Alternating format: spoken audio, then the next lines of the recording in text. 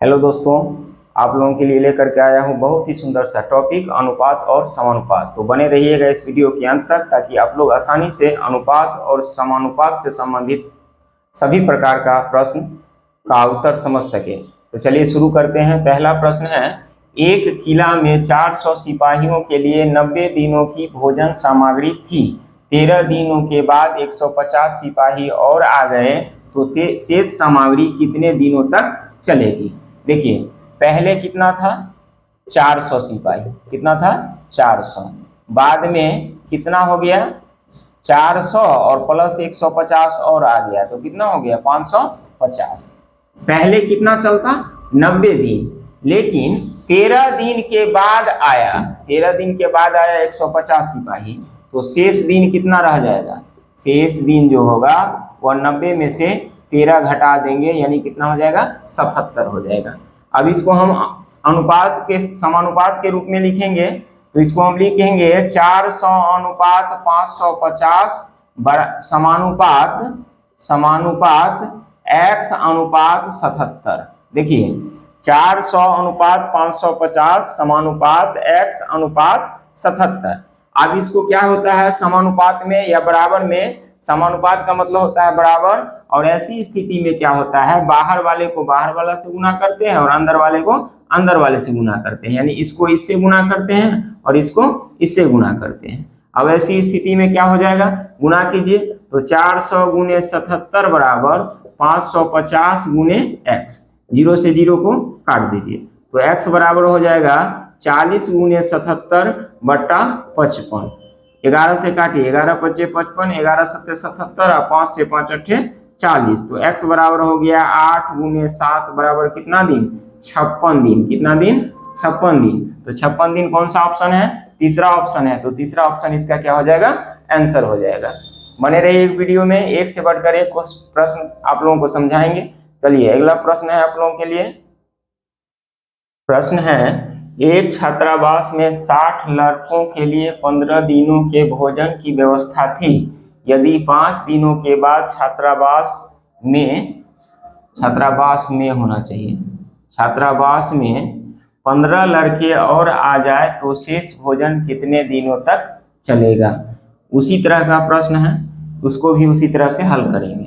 एक छात्रावास में 60 लड़कों के लिए, यानी पहले कितना लड़का, पहले था 60, बाद में यानी 15 दिनों के भोजन की व्यवस्था थी। यदि 5 दिनों के बाद छात्रावास में 15 लड़के और आ गए तो बाद में कितने हो गए 60 पहले से और 15 और आ गए तो कितना हो गया 75 हो गया।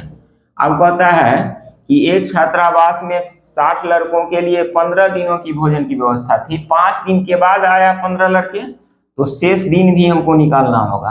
तो शेष दिन कितना हो जाएगा, 15 में से 5 को घटा दीजिए तो कितना हो जाएगा 10 दिन। कितना हो गया 10 दिन। अब हमको इसको समानुपात अनुपात के रूप में लिखने के लिए कैसे लिखेंगे, 60 अनुपात 75 समानुपात, 60 अनुपात 75 समानुपात। अब यहाँ देखिए, तो शेष भोजन कितने दिन तक चलेगा, तो शेष भोजन हमको पता नहीं है कितना रह गया, तो अब इसको लिख सकते हैं हम x, क्या लिख सकते हैं x, और अनुपात शेष दिन कितना है 10, शेष कितना है 10 दिन। अब इसको क्या करते हैं, समानुपात में क्या होता है क्वेश्चन, तो बाहर वाले को बाहर वाले से गुना करते हैं और अंदर वाले को अंदर वाले से गुना करते हैं, यानी इसको इससे गुना करेंगे और फिर इसको इससे गुना करेंगे। तो गुना कीजिए, तो इसको लिख सकते हैं, पहले अंदर वाले को भी लिख सकते हैं 75 गुने x बराबर 60 गुने 10। अब यहाँ देखिए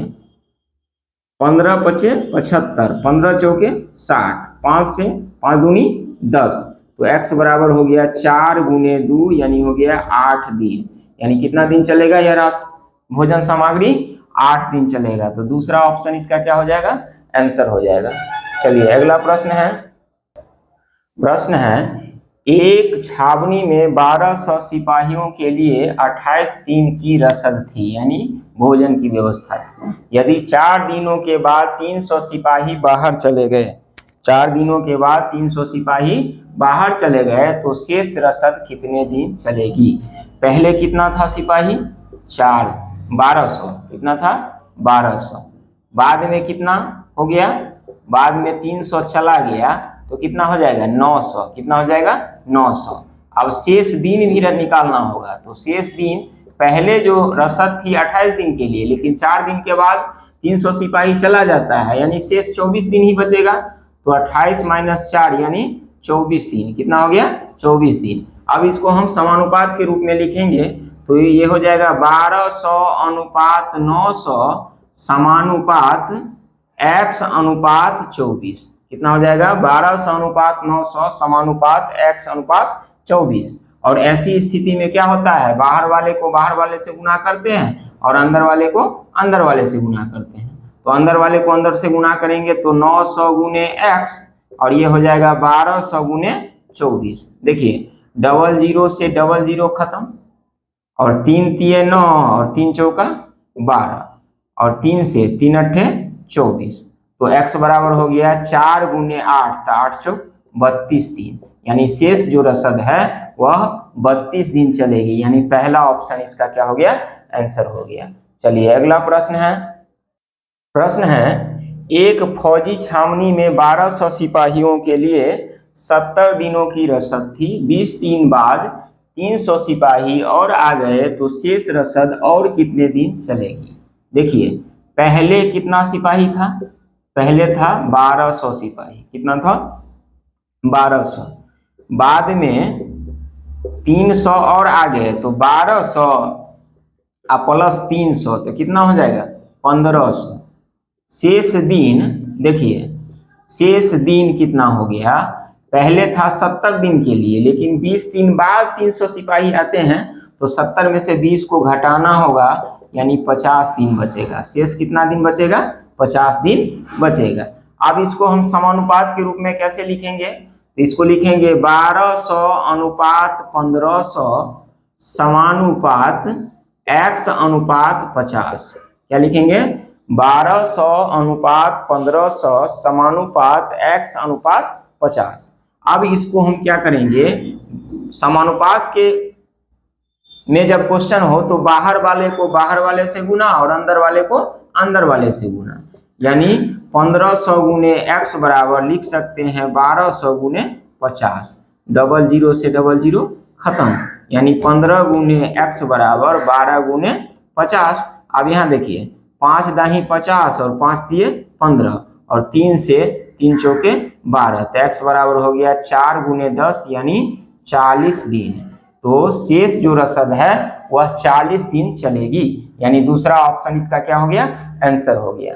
चलिए अगला प्रश्न है प्रवीण एवं कुलदीप के काम करने का अनुपात 3:5 है। यदि प्रवीण एक दिन में 60 पेज लिखता है तो कुलदीप एक दिन में लिखेगा, यानी कितना पेज लिखेगा। तो देखिए प्रवीण और कुलदीप के काम करने का जो अनुपात है वह 3:2 है। वह क्या है 3:2 है। अब यहाँ देखिए प्रवीण एक दिन में 60 पेज अगर लिखा तो कुलदीप का अनुपात पता नहीं है 3:2। और जब बराबर या समानुपात की स्थिति में होता है तो क्या होता है, बाहर वाले को बाहर वाले से गुना करते हैं, अंदर वाले को अंदर वाले से, यानी 3 गुने k बराबर 60 गुने 2। 60 गुने 2 3 से काटिए तो 20 दिया 60 तो k बराबर कितना 20 गुना 40 दिन, यानी 40 पेज, यानी कुलदीप जो है एक दिन में 40 पेज लिखेगा, यानी तीसरा ऑप्शन इसका क्या हो गया आंसर हो गया। चलिए अगला प्रश्न है एक कार और ट्रेन की गति का अनुपात 15:22 है। एक कार और ट्रेन की गति का अनुपात 15:22 है। यदि ट्रेन की गति कार की गति से 35 किलोमीटर प्रति घंटा ज्यादा है तो कार की गति क्या है। देखिए मान लेते हैं कि कार की जो गति है, कार की गति इसको मान लेते हैं हम x किलोमीटर प्रति घंटा, तो ट्रेन की गति क्या हो जाएगा, ट्रेन की गति हो जाएगा 35 किलोमीटर प्रति घंटा अधिक, यानी x + 35 किलोमीटर प्रति घंटा हो जाएगा। अब कह रहा है ट्रेन कार और ट्रेन यानी कार और ट्रेन का जो गति का अनुपात है वह 15:22 है। क्या है? 15:22।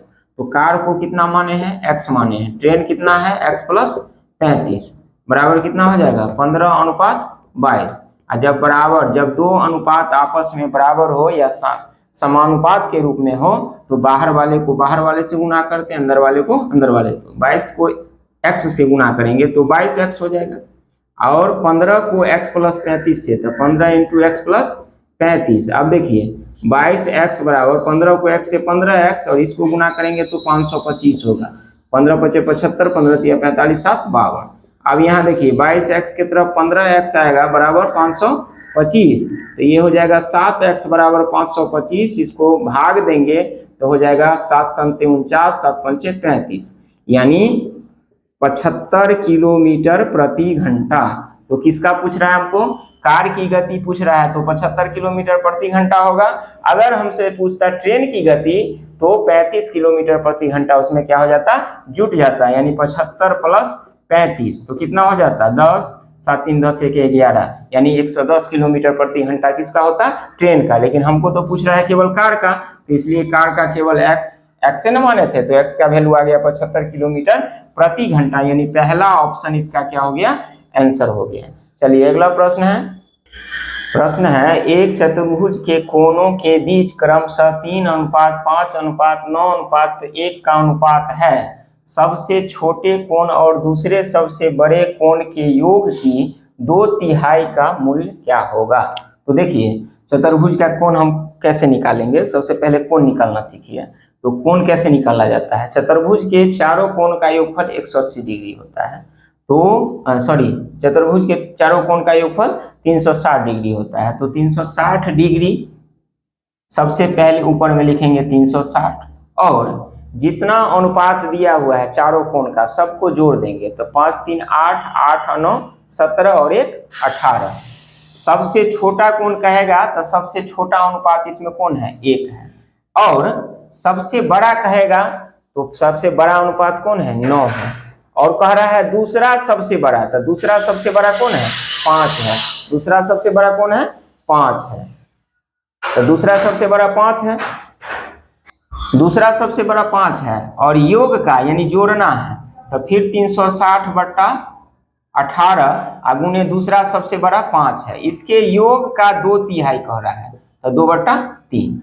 18 दूनी 36 20, फिर 18 दूनी 36 20, तो क्या हो गया? 20 प्लस 20 पंचे 100, 100, और इसका 2/3। अब यहाँ क्या हो गया? 120 गुने 2/3, 3 से काट दीजिए, 40 दिया 120, 40 गुने 2 यानी कितना हो गया? 80 हो गया। 80, तो कौन सा ऑप्शन है? तीसरा ऑप्शन क्या हो जाएगा? आंसर हो जाएगा। चलिए अगला प्रश्न है एक त्रिकोण के कोण क्रमशः 3:5:4 के अनुपात में। एक त्रिकोण के कोण क्रमशः